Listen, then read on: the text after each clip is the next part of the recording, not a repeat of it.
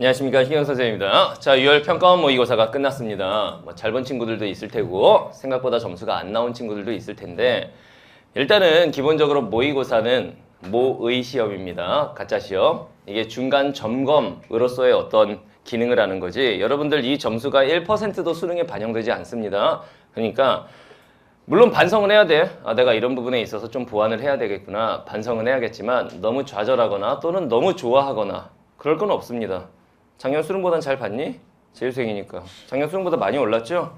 다 누구 덕분이야? 신영균. 그럼. 그러니까 이게 그렇다고 해서 자만하면 안 됩니다, 이게. 잘 못 본 친구들도 좌절하지 마시고. 어차피 우리는 6평 보고 가는 거 아니었잖아. 수능 보고 가는 겁니다. 알겠죠?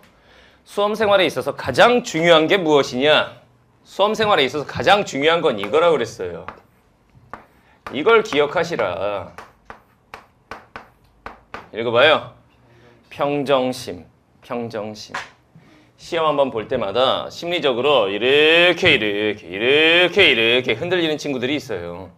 중간에 나가 떨어집니다. 못 견뎌요. 시험을 좀 잘 봤을 때는 살짝 기분 좋고 잘 못 봤을 때는 살짝 우울한 정도. 요 정도에서 왔다 갔다 이렇게 하는 친구들이 결과적으로 입시에서 성공합니다. 이 하얀색 그래프를 따르는 친구들은 입시에서 실패하게 됩니다. 선생님이 그동안 수만 명의 제자들을 가르쳐왔지. 그 과정을 다 봐왔기 때문에 이게 실패 그래프예요.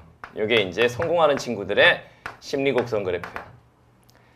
알겠죠? 일희일비하지 말고 자신의 원래 목표가 무엇이었는지를 생각하면서 쭉 달려가면 되겠습니다.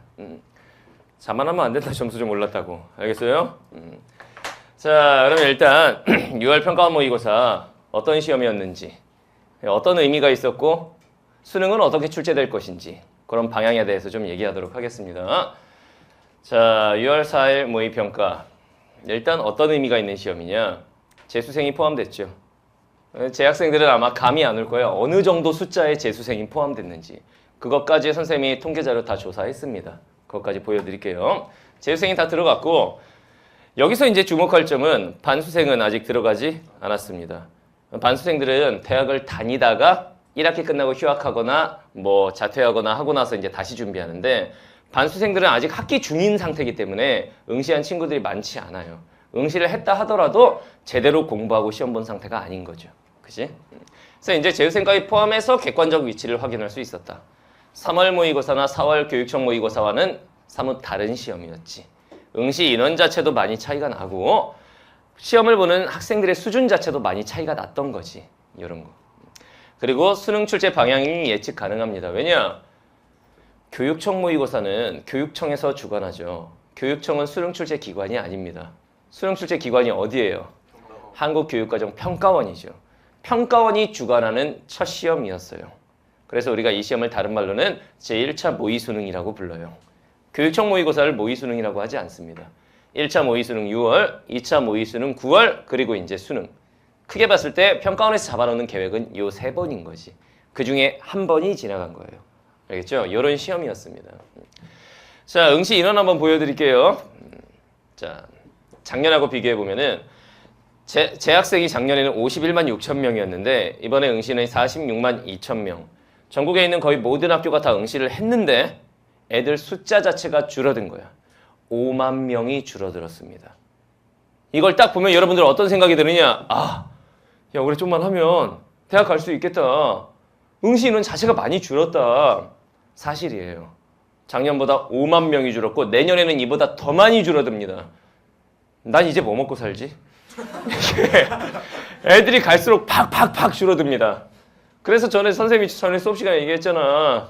사범대 진학할 친구들 임용고사에서 많이 뽑지 않아요. 이제 선생님이 많이 필요가 없어. 그리고 이제 인터넷 강사나 인터넷 강의를 하는 선생님이나 또는 학원 선생님을 꿈꾸는 친구들 사양 산업입니다. 갈수록 죽을 거예요. 이쪽 산업은. 이쪽에 발을 디디지 마세요. 미래가 불투명합니다. 그렇죠? 그래서 애들이 계속 줄어드는데 여기서 주목할 점은 재학생의 숫자는 줄었으나 누가 늘었어 지금 보면. 이거. 재수생이 작년에 7만 5천 명이 봤는데 이번에 7만 8천 명, 약 2천 명에서 3천 명 정도가 증가했어요. 이게 의미하는 건 무엇이냐? 상위권에 포진하는 재수생들이 많아졌다는 얘기야. 왜 이렇게 재수생이 많아졌을까요? 작년 1교시 때문입니다. 작년 1교시 국어가 완전 go to the hell이었지. 1교시에 이미 애들이 쓸리면서 1교시 끝나고 이미 아이들은 작년 아이들 많은 숫자가 결심을 했죠. 1교시 딱 끝나자마자 너네가 그랬을 거 아니야. 나의 올해 수능은 끝났구나. 내년을 기약하자. 이런 친구들이 많았을 거란 말이지. 실제로 재수생이 많아졌고 반수생 포함하면 더 많아질 겁니다. 그래서 재학생들은 이거 숫자를 잘 보셔야 돼요. 아, 재수생이 늘어나구나. 재수생이 늘어났구나. 반수생은 더 늘어나겠구나. 울며 겨자 먹기로 지금 자기가 원하는 대학이 아니었는데 그냥 다니고 있는 친구들이 굉장히 많거든. 그 친구들까지 포함하면은 재수생, 반수생이 작년보다 증가할 거라 이거지. 알겠죠? 그래도 합계 인원으로 보면은 작년보다는 5만 명가량이 줄었다. 희망이 있다. 5만 명은 엄청난 숫자야. 올해 열심히만 하면 대학 갈 수 있다. 이런 희망을 보여주는 숫자야. 선생님 내년엔 더 줄어요? 그럼 내년엔 대학 가기가 더 쉽겠네요. 죽고 싶나? 올해 가셔야죠. 올해. 알겠죠? 일단 이 통계 수치가 보여주는 건 그렇습니다. 자, 난이도가 어땠느냐? 작년에 수능 받고 이번에 6평 받잖아. 어땠던 것 같아? 작년보다? 작년 수능보다는 좀 쉬웠죠? 본인도 그렇게 느꼈나?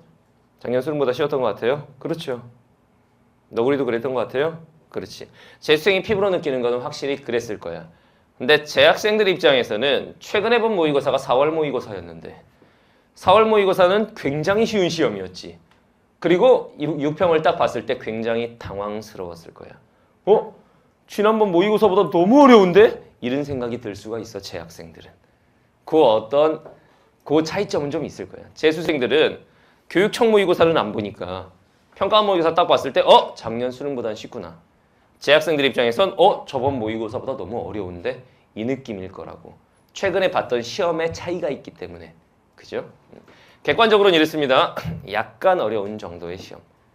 선생님은 적절했다라고 판단을 하는데 전반적인 학생들의 분위기를 보면 약간 어렵다. 그 기준점이 어디에 있느냐에 따라 좀 다를 수는 있겠지만 1등급 구분 점수가 87점 정도. 작년 수능 1등급이 84점. 그보다는 살짝 높죠. 그죠? 2등급 구분 점수가 80점. 3등급이 72점. 4등급이 62점 정도. 이 정도 시험이면은 1등급 구분 점수가 90점에 가까이 이제 거의 왔기 때문에 그렇게 어려운 시험은 아니다. 물론 쉬운 시험 아닙니다. 국어 영역이 쉬울 때는 1등급 컷이 막 97, 98 이렇게 올라가잖아. 그러니까 그런 시험은 아니었지만 난이도를 적절하게 출제를 했다. 평가원 입장에서는 이런 생각을 할 거야. 1등급 한 90점에 맞춰줬으면 참 좋았을 텐데 생각했겠지만 그보다 살짝 낮은 정도. 국어 영역이 마냥 쉽게 나올 수는 없다고 그랬죠. 지금 시대에. 생각을 해보세요. 정시 모집에서 학생들을 뽑으려면 수능으로 뽑는데 수능에서 변별력을 갖춰야 되는데 요즘에 영어가 절대평가로 넘어가 버리면서 어떤 과목인가로 변별력을 줘야 되는데 그걸 수학으로 변별력을 줘버리면 사교육이 너무 확 올라가 버리고 그럼 큰 부담 없는 게 나라 입장에선 국어란 말이지. 그러니까 국어를 마냥 쉽게 갈 수가 없고 그 기조가 계속 이어져 오고 있다는 걸 우리가 확인할 수가 있어요. 작년 수능 어려웠으니까 이번에는 쉽게 내겠지? 1등급 한 95점 되겠지?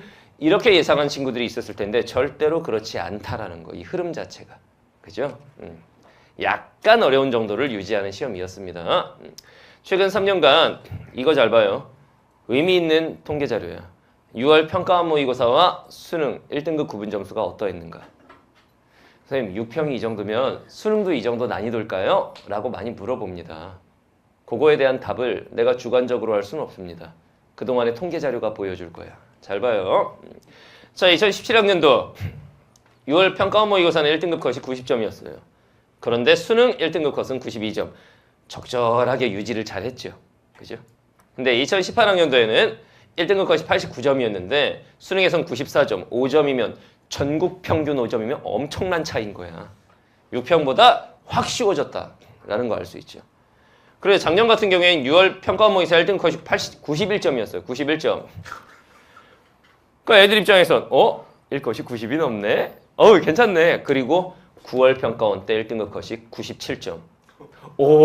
너무 쉽네? 나 국어 공부 그만 이러고 시험장에 갔더니 1컷 84.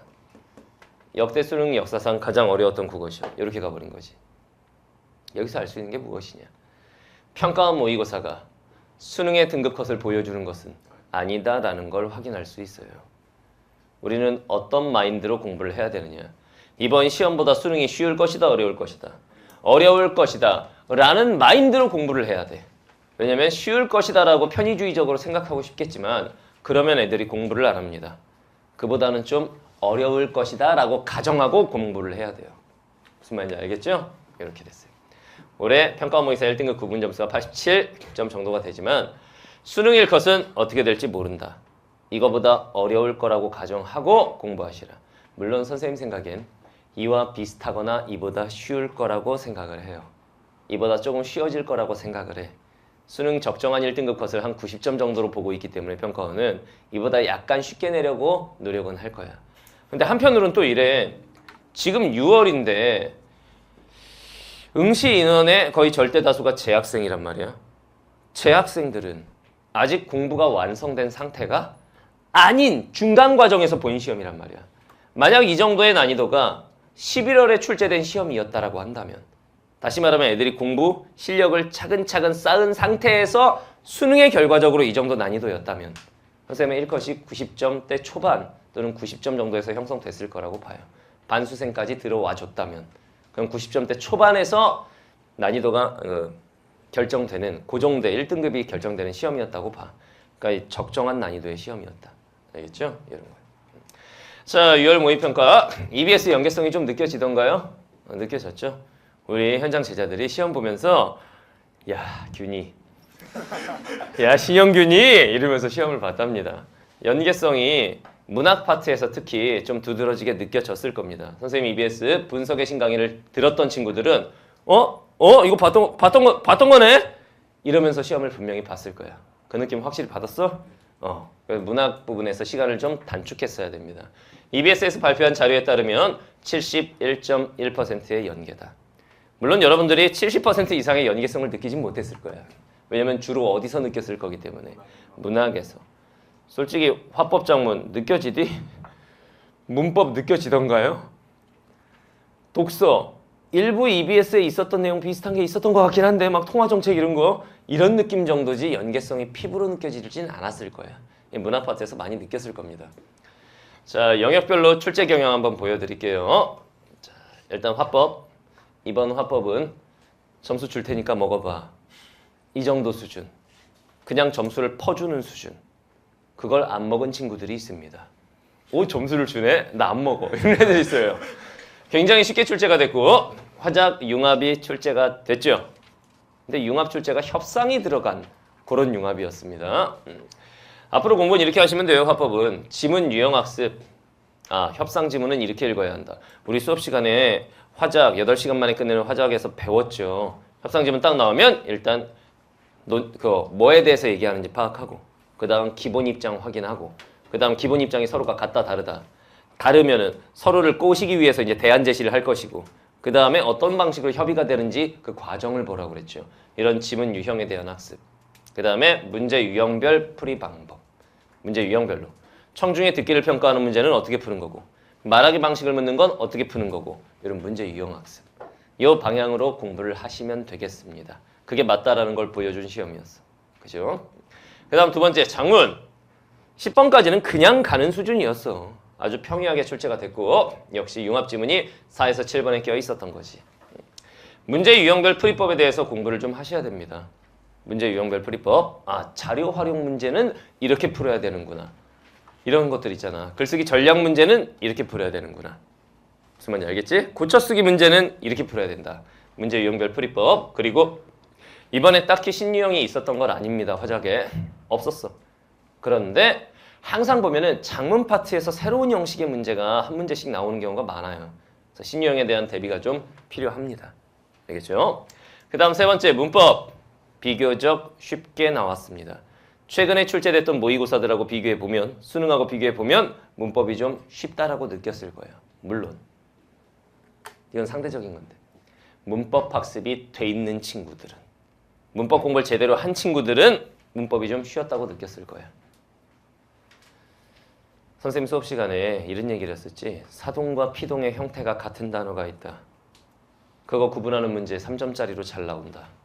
그래서 사동, 피동 구분할 때는 뭐뭐 하게 하다를 붙이면 된다. 배운 거 같죠? 3점짜리로 정확하게 나왔죠. 그것도. 이런 것들 배운 내용들이 나옵니다. 문법은 수능 국어에서 유일하게 시험 범위가 정해져 있는 파트죠. 공부할 내용이 정해져 있어. 그럼 문법은 다 맞고 들어가야 됩니다. 국어 영역 1등급을 노린다면 문법은 무조건 다 맞으셔야 됩니다. 알겠죠? 그래서 앞으로 어떻게 공부하느냐? 일단 고전 문법은 출제가 됐고 역시 문법 플러스 독서 융합 지문도 11, 12번에 배치가 됐죠. 그 내용이 처음엔 당황할 수가 있는데 도야지? 막 이러면서 당황할 수가 있는데 막상 읽어보니까 그렇게 어렵지는 않은 비문학 일치 문제 풀듯이 풀면 어지간히 풀리는 그런 문제들이었죠. 일단 완벽한 개념 학습하시고 문법은 문제를 좀 많이 푸세요. 실전 적용 연습을 많이 하셔야겠습니다. 다른 파트는 선생님이 문제 많이 풀라고 안 하잖아. 문법은 실전 적용 능력이 굉장히 중요하기 때문에 문제를 좀 많이 푸세요. 선생님 카페 들어가면 문법 문제 무궁무진하게 있습니다. 그 카페에 들어가가지고 문법 문제 많이 다운로드 받아갖고 풀어보세요. 알겠죠? 이거. 자, 다음 네 번째 비문학. 여기가 문제였어. 근데 이거는 비단 이번 시험만의 문제가 아닙니다. 최근 수능 3년간 보면 항상 이래 왔잖아. 최근 3년간 오답률 상위 10위까지를 보면 30문제지. 그 중에 27문제 정도가 비문학이었어. 26개인가 7개가 비문학일 거야. 그러니까 아이들은 항상 비문학을 어렵게 느낍니다. 실제로 이번에 비문학 지문이 다른 영역에 비해서 상대적으로 매우 어렵게 출제가 된 게 맞아요. 안 그래도 비문학이 싫은데 난이도도 높으니까 지옥이지. 여러분들 비문학 지문 풀 때 첫 지문에서는 오! 되게 짧다. 이야 에피크로스? 어디서 들어본 사람 같아. 이러면서 가볍게 갔을 텐데 두 번째 지문 경제 지문부터 통화정책? 이런 거 어디서 본 것 같아. 읽다 보니까 미시것이 안 할란다. 이렇게 됐을 거야. 더군다나 문제 풀 때 보니까 콱콱 숨통을 조이는 문제들이 중간중간에 들어 있었죠, 이게.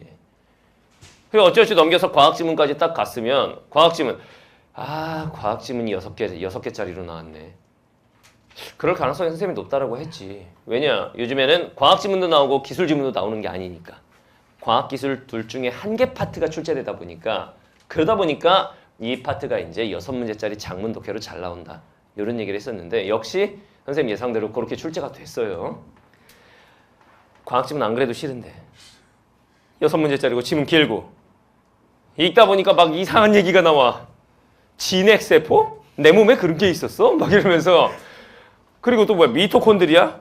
들어본 적은 있는데 이런 것들에 대해서 나오면서 애들이 문제라도 쉬었으면 좋은데 보기 박스 문제가 애들 숨통을 콱콱 또 조였습니다. 일치 문제도 쉽게 풀리지 않았을 거예요. 이러면서 비문학에서 학생들이 점수를 많이 까먹었습니다. 여기서 하나, 여기서 하나. 이런 친구들은 문제가 있습니다. 선생님이 분명히 평가 항목이사 보기 전에 TCC로 한번 올려줬죠. 시험 보는 요령에 대해서. 분명히 그때도 이 말 했습니다. 맞힐 수 있는 부분에서 일단 점수 확보를 최대한 많이 해야 한다. 그 말 기억나지? 그래서 우리는 문제 푸는 순서를 어떻게 간다? 화법, 작문, 문법을 풀고 그 다음 뭐 풀어라? 문학을, EBS 연계성이 느껴질 테니까 문학을 영역별로 모아서 풀어라. 현대식, 고전시가, 현대소설, 고전소설 이런 식으로. 그리고 마지막에 비문학을 푸는데 비문학을 풀 때 어떤 순서로 가라? 난이도별로 가라. 그러면 이번에 인문지문, 그 다음 경제지문, 과학지문. 또 이과 애들은 인문지문, 과학지문, 경제지문 이런 식으로 갔겠지. 이 방향으로 풀었던 친구들은 그나마 점수 확보를 좀 많이 했을 겁니다. 근데 아무 생각 없이 주어진 순서 그대로 간 친구들은 문학 풀었다, 비문학 풀었다, 문학 풀었다, 비문학 풀었다 이렇게 간 친구들은 시험을 좀 망했을 가능성이 높아요. 왜냐면 점수 확보를 할 수 있는 데서 많이 맞췄어야 되는데 그게 아니라 중간중간 어려운 부분에서 시간 다 뺏겨버리면서 마지막 문학 지문은 보지도 못하고 그냥 찍어버리고 추일서정 이런 거 다 EBS 지문인데 선생님이 그랬지. 맨 마지막 지문은 뭐가 배치된다. 문학이 배치된다. 그리고 EBS 연계 작품으로 배치된다. 마지막 지문을 절대로 찍어서는 안 된다. 거기가 쉬울 것이다. 이런 얘기를 분명히 했는데 그걸 지키지 않고 정직하게 1번부터 45번까지를 정직하게 푼 친구들은 망했을 가능성이 높습니다. 그렇게 하면 안 되겠다. 알겠죠? 수능은 그렇게 하면 안 되겠다. 자, 역시 수업 시간에 누누이 강조한 대로 세 지문으로 출제가 됐고, 그리고 인문 지문 하나, 경제 지문 하나, 과학 지문 하나 이렇게 출제가 된 거죠. 역시 우리 수업 시간에 선생님이 얘기했죠. 예술 지문이 요즘 잘 나오질 않는다. 그죠? 그리고 과학 기술은 둘 중에 한 개의 영역만 출제가 된다. 이렇게 출제가 됐는데 난이도가 경제 과학 지문이 상당히 높았습니다. 그러면 앞으로 어떻게 공부해야 되느냐? 고난도 지문에 대한 대응력을 기르셔야 됩니다.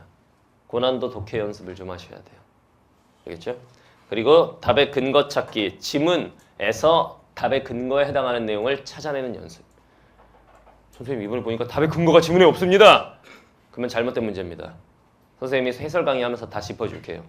모든 문제의 답은 지문 속에 있다는 걸 여실히 보여준 시험이었어. 지문 안에서 답의 근거 찾는 연습을 많이 하셔야 됩니다. 비문학은. 근데 이런 친구들은 문제가 있어. 화작문 풀었어. 선생님 가르쳐준 대로. 문학을 풀었어. 비문학을 풀려고 하는데 시간이 부족해. 이건 좀 문제가 있다. 다시 말하면 비문학 풀 시간 확보가 안 된 친구들은 일단 화작문 푸는 게 느렸거나 화법작문 문법 느렸거나 두 번째 EBS 공부가 제대로 안 돼 있어서 연계성을 잘 느끼지 못하고 거기서 허둥지둥대다가 시간 다 보냈거나 그래서 결국은 비문학 풀 시간이 없고 막 찍어버리고 이런 친구들은 기본적으로 시간 한 배가 안 되잖아. 타임어택. 시간 단축 비법 특강 선생님이 이번 달에 개강을 했죠. 선생님 뭘 예상했냐면 6월 평가원 때 아까 선생님이 들어오자마자 그랬지 시간 부족했지 뭐 이런 얘기를 했죠. 선생님이 타임어택 시간 단축 스킬에 관한 강의를 6월에 배치한 이유가 있습니다. 6월 평가원 딱 보면 애들이 가장 큰 고민 시간 단축 이 문제가 이제 공부는 공부라 치고 시간 안에 못 푼다 이거야 나는. 이런 친구들이 굉장히 많습니다. 선생님이 시간을 줄일 수 있는 방법에 대한 강의를 하고 있습니다. 지금 현재. 그 강의를 완강하면 15분 정도는 단축이 될 거예요. 그런 강의들의 도움을 받도록 하세요. 시간 부족했던 친구들.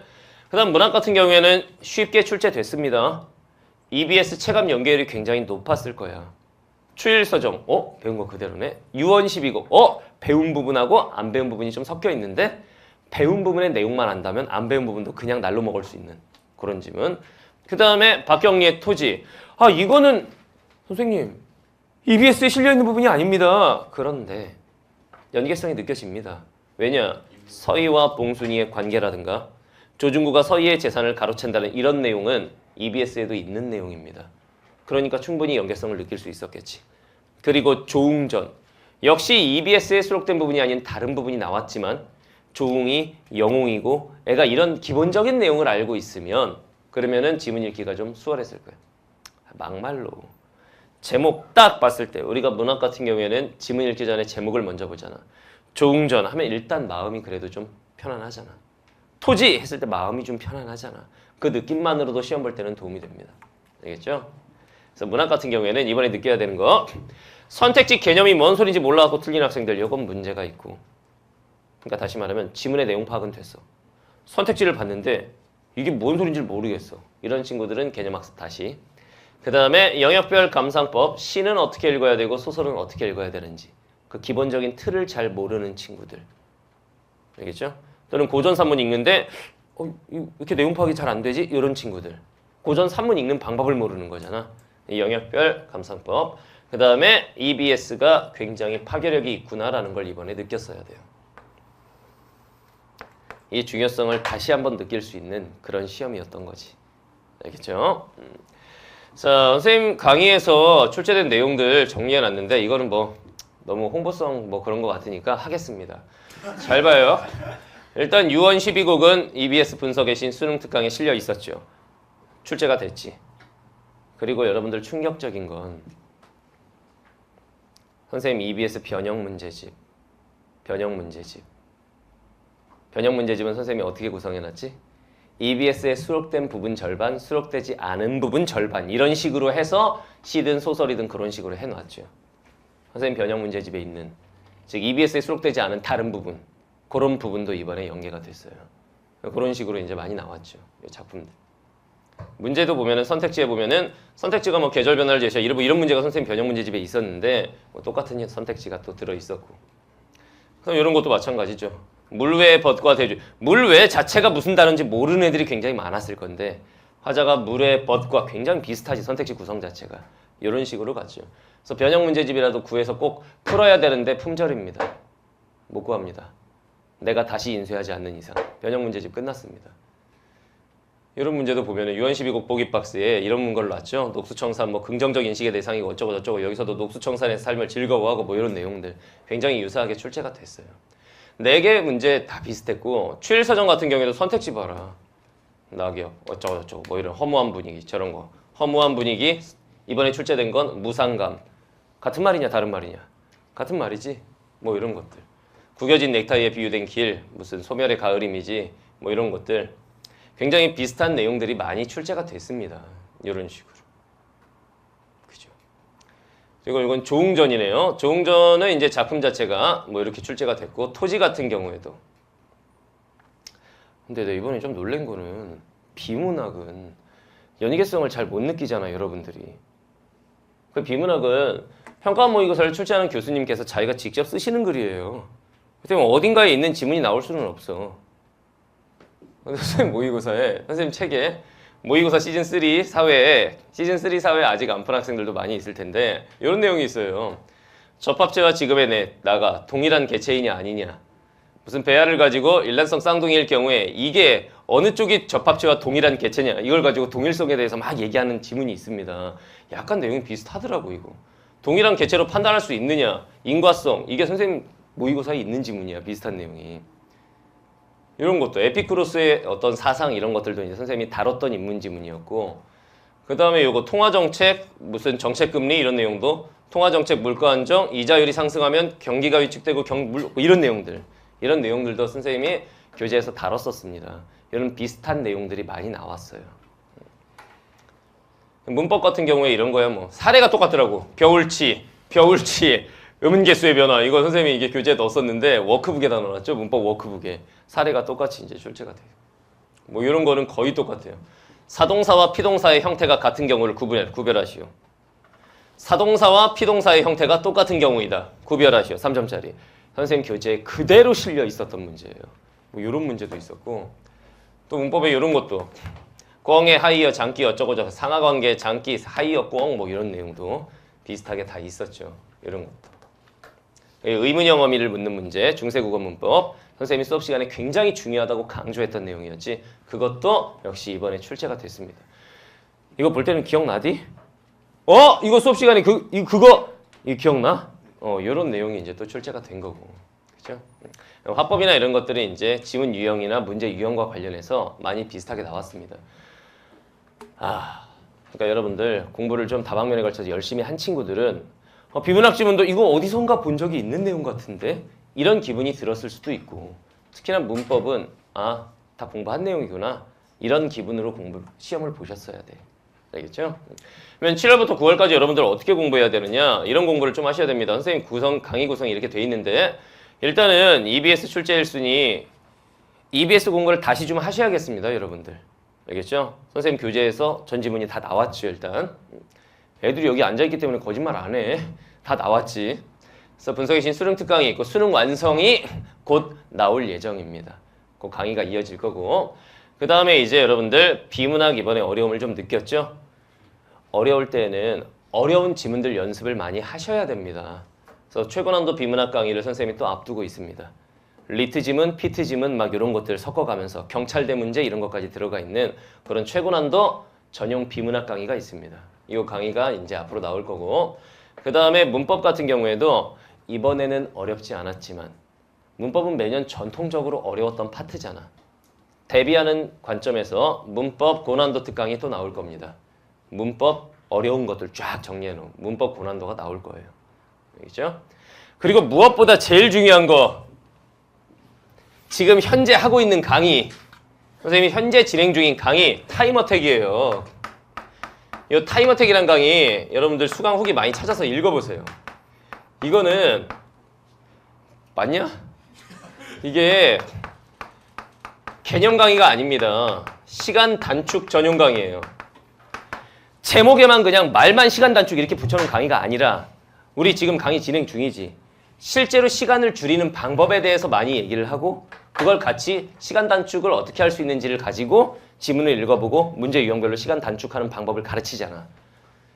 이 강의 이번에 시간 안에 못 풀었던 친구들은 이 강의 도움을 반드시 받도록 하세요. 이거는 선생님 매출 증대를 위한 게 아니라 니네 뭐 그것도 그거야. 여러분들 시험장 가면 다 못 풀까 봐. 진짜로 그거 걱정돼. 일단은 끝까지 다 풀기는 해야 될 거 아니냐 이거. 선생님 이 강의 들으면 다 풉니까? 다 풀 가능성이 높아요. 실제로 그러니까 수강후기를 읽어보고 그 다음 와서 들어봐요. 알겠죠? 이 강의 반드시 도움을 받도록 하세요. 시간 단축하는데 많은 도움이 될 겁니다. 선생님 올해 강의 목표가 뭐야? 내 새끼들은 전원 1등급이다 라는 모토로 수업을 진행하고 있습니다. 여러분들 다시 한번 강조하지만 잘 봤다고 자만하지 말고 잘 못 본 친구들도 좌절할 거 없습니다. 그냥 중간 점검의 의미 그 이상도 이하도 아니에요. 단 자기가 뭐가 부족했는지를 반드시 깨우쳐야 합니다. 그리고 그걸 보완하는 방향으로 공부하세요. 그러면 수능 때는 여러분들이 원하는 결과 얻을 수 있습니다. 알겠죠? 자, 총평은 여기까지 하고 해설 강의에서 보도록 하겠습니다.